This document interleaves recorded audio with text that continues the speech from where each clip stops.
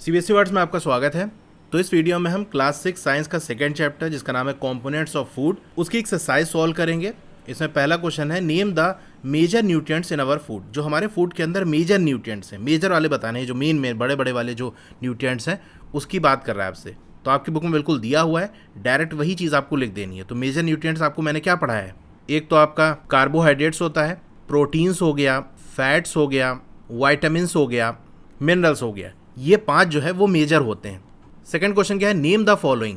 इनके नाम क्या है आपको बताना है। ए वाले में क्या कह रहा है, the nutrients which mainly give energy to our body. हमारी बॉडी को जो एनर्जी प्रोवाइड करते हैं, मेनली लिखा हुआ है, यानी जो मेन है सबसे एनर्जी प्रोवाइड करने में, बिल्कुल यही वर्ड आपकी बुक में लिखा हुआ है।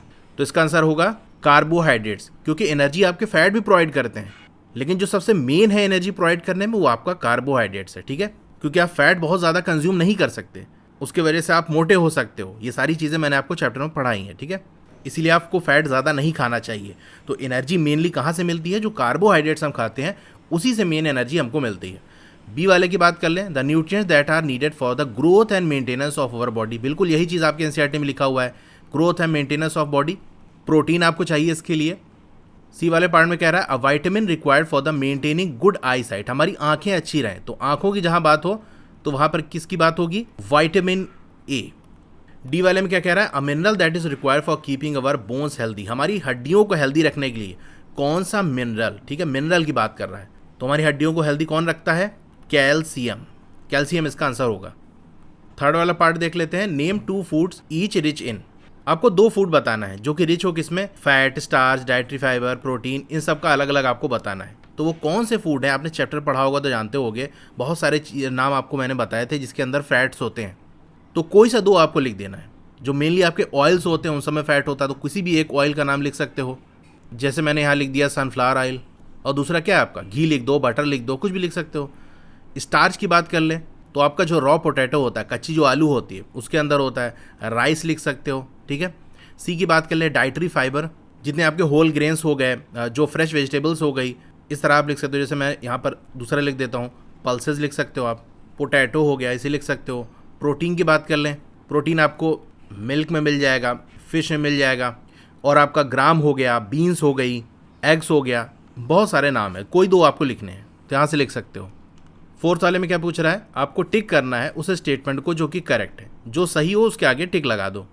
ए वाले में क्या कह रहा है, by eating rice alone we can fulfil nutritional requirement of our body. ये कह रहा है कि सिर्फ चावल खा के जो भी हमारे बॉडी की न्यूट्रिएंट की रिक्वायरमेंट है वो पूरी हो सकती है। तो हम पढ़ चुके हैं, सिर्फ चावल क्या, किसी भी एक आइटम से हमारा काम नहीं चलेगा, बहुत सारे आइटम हमको खाना पड़ेगा।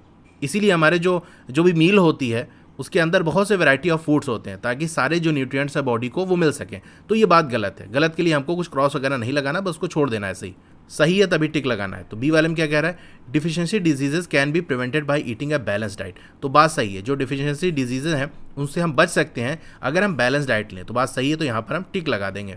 सी में क्या कह रहा है, balance diet for body should contain a variety of food items. तो हमारी बॉडी के लिए जो बैलेंस डाइट होती है उसके अंदर वैरायटी ऑफ फूड होना चाहिए, जो कि मैंने ए वाले में ही आपको एक्सप्लेन कर दिया कि अलग अलग वैरायटी के फूड चाहिए। तो ये बात सही है, टिक लगा देंगे। डी में क्या कह रहा है, meat alone is sufficient to provide all the nutrients to the body. कह रहा है सिर्फ मीट ही काफ़ी है जितने भी न्यूट्रिएंट बॉडी की ज़रूरत है उसके लिए। तो ऐसी बात नहीं है, हमें वाटर की भी ज़रूरत है, तो मीट से आपको कहाँ वाटर मिल जाएगा। इस तरह बहुत सारी चीज़ें हैं और भी जो ज़रूरी हैं, तो ये बात गलत है।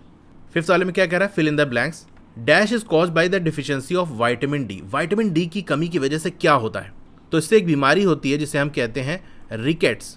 बी में क्या कह रहा है, deficiency of dash causes a disease called beriberi किस वजह से होता है, आपका जो वाइटामिन B1 है इसकी कमी की वजह से होता है। सी में क्या कह रहा है, deficiency of vitamin C causes disease known as. Vitamin C की कमी की वजह से क्या होता है, आपके स्कर्वी हो सकता है, ये एक बीमारी है। इसके बारे में मैंने सारा डिटेल में आपको चैप्टर में एक्सप्लेन किया है। ठीक है, डी वाले में क्या कह रहा है, night blindness is cause due to the deficiency of.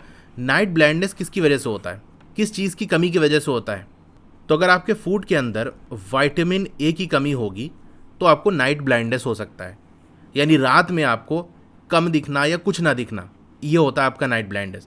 तो देखो, आँख से जितना प्रॉब्लम है ना, अगर आपसे पूछा जाए आँख में ये दिक्कत वो दिक्कत, तो जनरली ये वाइटामिन ए की कमी की वजह से होता है। तो वाइटामिन ए लगा देना आंसर। तो ये एक्सरसाइज हमारी कंप्लीट हुई। और भी आपको वीडियोस देखनी है तो सबका लिंक आपको डिस्क्रिप्शन में मिल जाएगा, ना मिले तो मुझे आप कमेंट कर देना। इन वीडियोस पे तो आप कमेंट नहीं कर सकते क्योंकि यूट्यूब में कमेंट को ऑफ किया है प्राइमरी लेवल की वीडियोस पे। तो आप किसी दूसरी वीडियो पे या जो कम्युनिटी पोस्ट है वहाँ पर नीचे आप कमेंट कर सकते हो, या क्लास 10th 11th की वीडियो पे आप कमेंट कर सकते हो अगर आपको कुछ पूछना है तो। Okay, thank you.